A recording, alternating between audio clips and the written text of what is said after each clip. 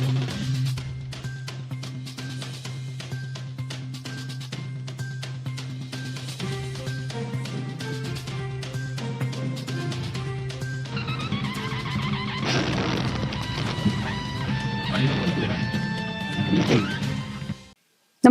आपण पाहता हिरकणी न्यूज.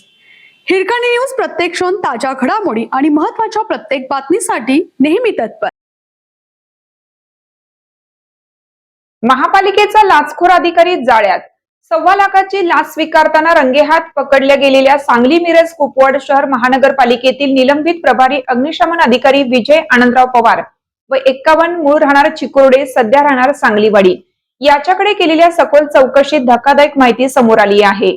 पवार यांनी आपल्या उत्पन्नाच्या ज्ञात स्रोतापेक्षा तब्बल 26,60,787 रुपये अधिक बेहिशोबी मालमत्ता धारण केल्याचे निष्पन्न झाले आहे.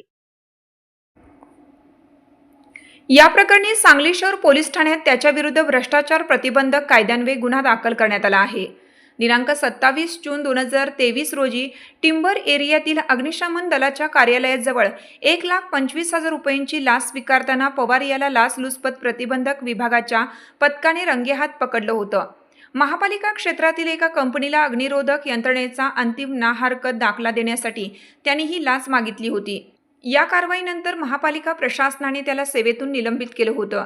या तपासादरम्यान विजय पवार याच्याकडे त्याच्या वैध उत्पन्नापेक्षा 26,60,787 रुपयांची मालमत्ता जास्त असल्याचे उघडकीस आले. ही संपत्ती त्याच्या मूळ उत्पन्नाच्या तब्बल 31.64% अधिक आहे. या अतिरिक्त मालमत्तेबाबत लाचलुचपत प्रतिबंधक विभागाने पवार याला स्पष्टीकरण देण्याची संधी दिली होती. मात्र जमा आणि खर्चाचा समाधानकारक हिशोब तो देऊ शकला नाही. अखेर अप्रामाणिक मार्गाने आणि भ्रष्टाचारातून ही संपत्ती मिळवल्याचे स्पष्ट झाल्याने लाचलुचपत प्रतिबंधक विभागाच्या उपाधीक्षक यास्मिन इनामदार यांनी सांगली शहर पोलीस ठाण्यात तक्रार दिली. त्यानुसार गुन्हा दाखल करण्यात आला आहे.